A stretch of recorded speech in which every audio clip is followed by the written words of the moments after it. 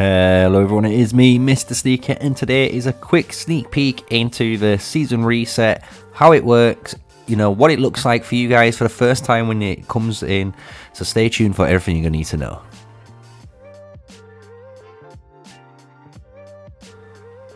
So let's get into it. As you can see, when you load up the game for the first time, this is as soon as, you know, the season resets, and, you know, the game is basically going into season 2 or season 1 plus. I don't know how it's going to work for all the new servers we're going to see soon, but for everyone in Super Server 1, what happened were all the servers in servers 1, 2, 3 and 4 merged.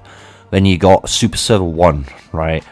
And then in Super Server 1, what happened is the season finished, and then the season started, and then this was the screen. So generally what happened were, prior to, you know, the season ending, you guys or our alliance members, we all communicated where we were all going to end up.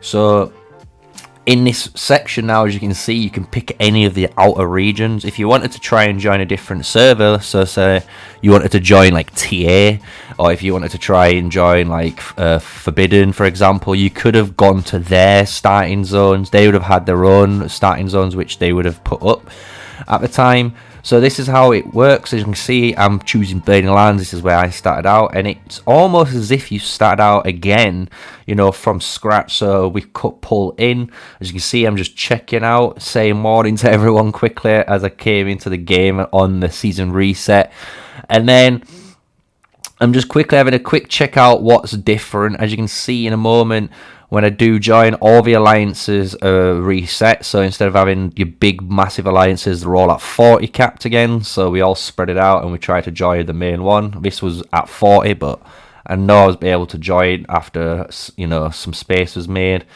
So I'm just obviously doing your morning routines, as you can see right here. But this is what it's like when you do start a new season. So as you can see, it's the first in-game experience. There is a purchase for whales. So if you're a whale and you start spending, this goes across. You know, the more you can spend, you get the more rewards. You get a free artifact, which is a really good farming artifact here. And you also get below the Blaze of Glory. This is another one-time purchase, almost like Knights or the King's Coronation event, or the similar one that happened in season 1. So these were like the two major things I wanted to go over, because obviously these are like for spenders. This is what happens, and obviously when the season does reset, you get obviously all of the August Stone comes through. It gets all reset itself. As you can see, I was checking to make sure nothing changed, but obviously in our season in Super Server 1, as you guys know throughout following the channel, it wasn't, you know, season 2. But this one, hopefully in 6 days time, will be season 2, right? But as you see now in a moment, when you do this, you get to click on the top left corner. So if you look on the screen right now as it's paused, you have your event section. So I've got 6 events I can claim.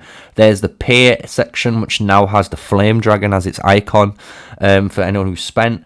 And then to the left of it for 6 days is the reward area for the season. So as you guys may have not checked out, and I'm going to go over it in this video, so don't worry, is the season rewards, right? And when you click this in a moment, which I do, it pops up. So as you can see now, the season rewards are on screen. So I gained Conqueror, which is the rank 2 rewards. I gained 600 gems, 2,598 Egidrid crystals. You get a choice of one of the 3 artifacts choice. Like, I'll go into this later. And then obviously you get the reward choice table of the rank 2. So obviously I hit claim on here. This is going to obviously give it to me now, so I'll be able to have this in my inventory.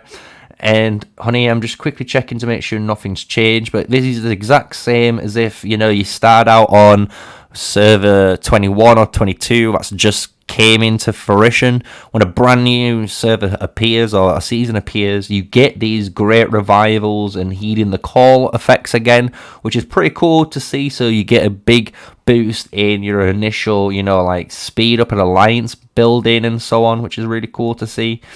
And then this is me just hitting into the rank 3 zone. Everyone's saying morning to me.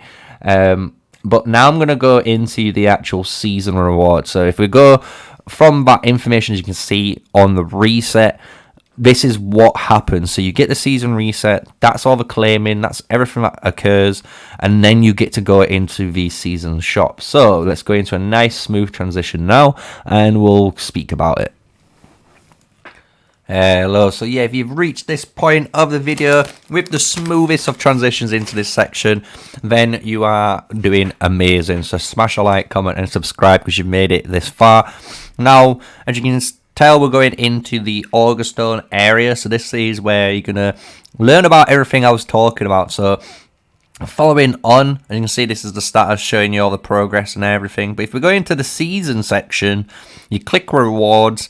This shows you currently what rewards we're going to be getting, as well as where it lands on this section here. So at the moment, again, we're going to get the Conqueror one. If you hit up into Anointed, you get 1 Flame Dragon and 2 of the Flame Magma Demons, shall I say. And that's how it determines any of the, rewards.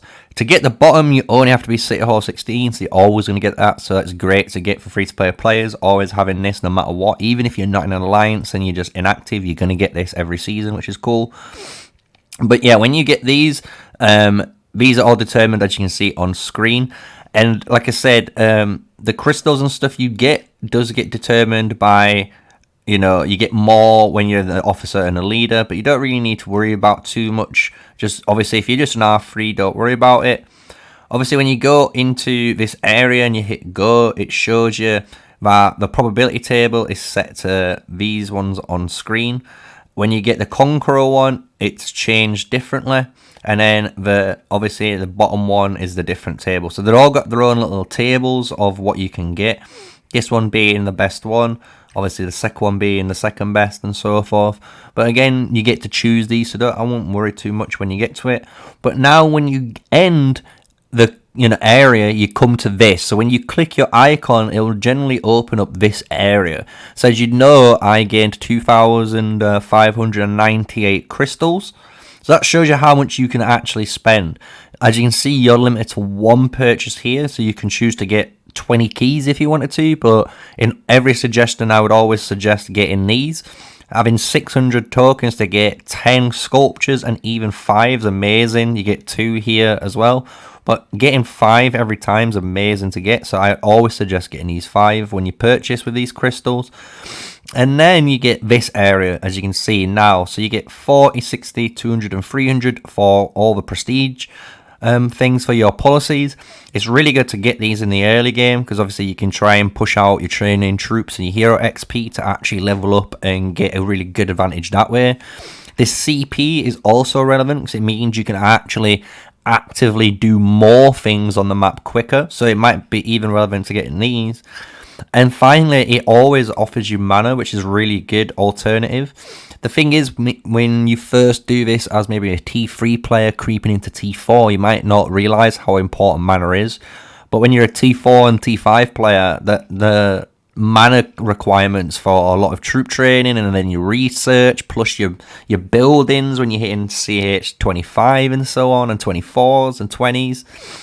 It's a lot of mana that you need to farm, right? So having the option to even spend it on mana is a really good resource to even invest into. So that is everything with the season overview, That's what happens on the season reset with the reward section and that. When you come to heroes, or what actually happens when you're like, oh god, it's almost like being back at level 1. When you go back on your season overview and you scroll down, as you can see, this is where everything resets. So it just showed you your hero level resets, the XP books you might have been hoarding is gone, all your CP you've been hoarding is gone, your artifacts levels are gone, your arcane dusts are gone, all your policies and prestige and merits will be gone to 0. Any sort of healing you've been trying to hoard for the next season, they'll be gone. Obviously, the Dragon Trail resets to 0 because this is how the primary income of your, policies come through with your prestige. And then, obviously, there's the alliances. So all your alliance zones, they get reset. So Everything you've worked from zone 1 to 3 gets deleted. You go back to zone 1 as you guys saw at the start, and then you just rebuild and you re-go. But hopefully in season 2 there's different behemoths and different raids to do compared to season 1, right? And that's the benefit of doing it. So that's all of that malarkey out of the way. And if you're wondering what this means on screen, as a quick go over, all it means is when you end the season, your star level, what you've done over time, this stays. Also, your skill levels, they all remain. The only thing that's gone is your level. So all you need to do is just re-level your hero. Same with your artifacts. So if you go into your artifacts and hit like skills, so let's, for example, check out any of the epics, right? So any of the epics, when you check mine out and hit skills, they're maxed out. So these skills stay. You keep these and the star level. All the star levels. So this one for Garrison, I did this in season 1. It was a 4-star one, and it stays. All the star levels stay. It's just your XP you've pumped into it will be gone. So all that means is on the season reset, maybe towards the end of the season, you did some great, key openings, and you got a bunch of magic heroes or a bunch of archer heroes, and this initial season you was playing more of an infantry cavalry player. It means on season 2, on the reset now, you've got the capabilities to start leveling up all your archer heroes from level 1 and play as an archer main. So it gives you the flexibility to now actually use multiple archers every season, and you're not tied into just like constantly playing one type of troop. So I hope that is a great overview of the season reset, what it looks like when you do log in for the first time, what it occurs, the season rewards, and even, obviously the hero aspect and the alliance aspect. So if you've got any more questions, just smash a comment below, guys. But if not, hit the like button and subscribe to the channel for more daily content for Call of Dragons, and I'll catch you guys in the next video. So peace out.